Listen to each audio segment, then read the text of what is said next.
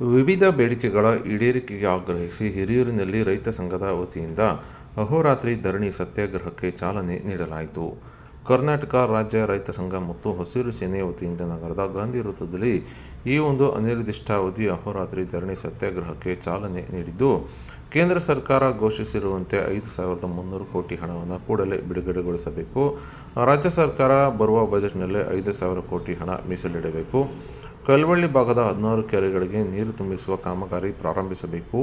ಐಮಂಗಲ ಮತ್ತು ಕಸಬಾ ಹೋಬಳಿಗೆ ಕೆರೆಗಳಿಗೆ ನೀರು ತುಂಬಿಸುವ ಕಾಮಗಾರಿಯನ್ನು ಪ್ರಾರಂಭಿಸಬೇಕು ಹಾಗೂ ಧರ್ಮಪುರ ಹೋಬಳಿಯ ಬಿಟ್ಟು ಹೋಗಿರುವ ಕೆರೆಗಳಿಗೆ ಹಣ ಮೀಸಲಿಟ್ಟು ಕಾಮಗಾರಿ ಪ್ರಾರಂಭಿಸಬೇಕು ಮತ್ತು ಜಿಲ್ಲೆಯ ಎಲ್ಲ ಕೆರೆಗಳು ನೀರು ತುಂಬಿಸಬೇಕು ಎಂದು ಆಗ್ರಹಿಸಿ ಈ ಒಂದು ಅಹೋರಾತ್ರಿ ಧರಣಿ ಸತ್ಯಾಗ್ರಹಕ್ಕೆ ಚಾಲನೆ ನೀಡಲಾಯಿತು.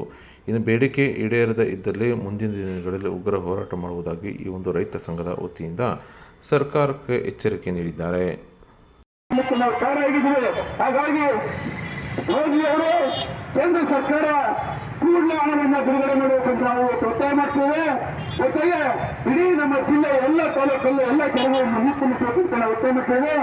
ಹಾಗಾಗಿ ದಯಮಾಡಿ ಸರ್ಕಾರವು ರೈತರ ರವಣೆಗೆ ಬರಬೇಕು, ರೈತರ ಕಷ್ಟಕ್ಕೆ ಬರಬೇಕು, ರೈತರ ನೀರನ್ನು ಕೊಡುವಂತ ಕೆಲಸವನ್ನು ಮಾಡಬೇಕು ಅಂತ ಹೇಳ್ತಾ ಇವತ್ತು ನೀರು ಕೊಡಬೇಕು.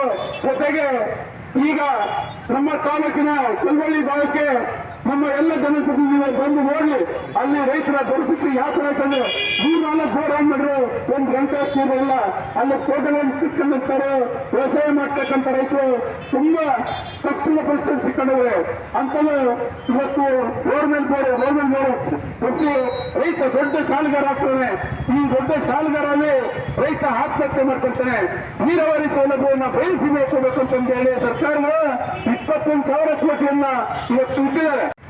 ಈ ವರ್ಷ ಬರುತ್ತೆ, ಆ ವರ್ಷ ಬರುತ್ತೆ, ಇನ್ನೊಂದು ವರ್ಷ ಆ ಬರುತ್ತೆ ಅಂತ ನಾವು ಒಳ್ಳೆಯ ತೋರಿಸಿದ್ರೆ ಯಾವತ್ತೂ ಸರ್ಕಾರ ಆಗಲ್ಲ.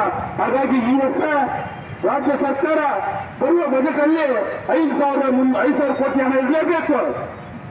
ನಮಗೆ ನಿಮ್ಮ ಯಾವ ಗ್ಯಾರಂಟಿ ಬೇಕಾಗಿಲ್ಲ, ಯಾವ ಗ್ಯಾರಂಟಿ ನಡ್ಕೊಂತ ಇಲ್ಲ. ಇವತ್ತು ರೈತರು ಬೀದಿ ಬಂದು ಬಿಟ್ಟಿದೆ, ರೈತರು ಬದುಕು ಬಹಳ ಕಷ್ಟಪಡಿಸ್ಕೊಂಡಿದೆ. ಇವತ್ತು ಹಳ್ಳಿಗಳಲ್ಲಿ ಕುಡಿಲಿಕ್ಕಿಲ್ಲ. ಹಾಗಾಗಿ ಈ ಯೋಜನೆನ ಪ್ರಾರಂಭ ಮಾಡಿ ಕಲ್ವಳ್ಳಿ ಭಾಗದ ಎಲ್ಲ ಕೆರೆಗಳಿಗೂ ನೀರು ತುಂಬಿಸಬೇಕು. ಹಾಗೆ ಐಮಂಗ ಮತ್ತು ಕಸಬಾ ಮತ್ತು ಧರ್ಮಪುರ ಭಾಗದ ಎಲ್ಲ ಕೆರೆಗೂ ನೀರು ತುಂಬಿಸಬೇಕು ಅಂತಂದು ಇವತ್ತು ಚಳವಳಿ ಮಾಡಿದ್ದೇವೆ. ಹಾಗಾಗಿ ಸರ್ಕಾರಗಳು ಕೂಡಲೇ ಈ ಬರುವ ಬಜೆಟ್ ಅಧಿವೇಶನದಲ್ಲಿ 5,000 ಕೋಟಿ ಹಣವನ್ನು ನೀಡಲೇಬೇಕು.